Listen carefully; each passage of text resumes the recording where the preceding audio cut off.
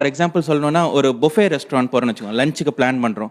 மற்றவங்களாம் என்ன பண்ணுவாங்க, காலையில் ஏந்துப்பாங்க, டிஃபன் சாப்பிடுவாங்க, அதுக்கப்புறம் டிவி பார்ப்பாங்க, வேலை பார்ப்பாங்க, லஞ்ச் போய் சாப்பிடுவாங்க. பட் நாங்கள்லாம் அப்படி கிடையாது. அது வந்து எங்களுக்கு ஒரு பண்டிகை மாதிரி. காலங்காத்தால் எழுந்து குளித்து ஃப்ரெஷ் ஆகி பச்சை தண்ணி பல்லில் படாமல் வெயிட் பண்ணி அப்படியே காஞ்சி கருவாடாகி அதுக்கப்புறம் அந்த பிரியாணி, அந்த பிரியாணினே அந்த புஃபே ரெஸ்டாரண்ட்டுக்கு போய் நிறைய இடத்துல நடந்துருப்போம். நம்ம நிறைய வாக் எக்கச்சக்கமாக நடந்துருப்போம். பட் ஆனால் அந்த புஃபேல என்னென்ன ஐட்டம் இருக்குன்னு நடந்து பார்க்குறோம் பாருங்க, அது தனி நட. அது ஒரு தனி ஃபீல். அதுவும் அது பார்க்கும்போது நம்ம கண்ணுக்கு ப்ரோட்டீன், கார்போஹைட்ரேட், சாப்பாடு, இது நல்லா இருக்கும், இது நல்லா இருக்காது, அவ்வளோதான் நமக்கு வேணும்.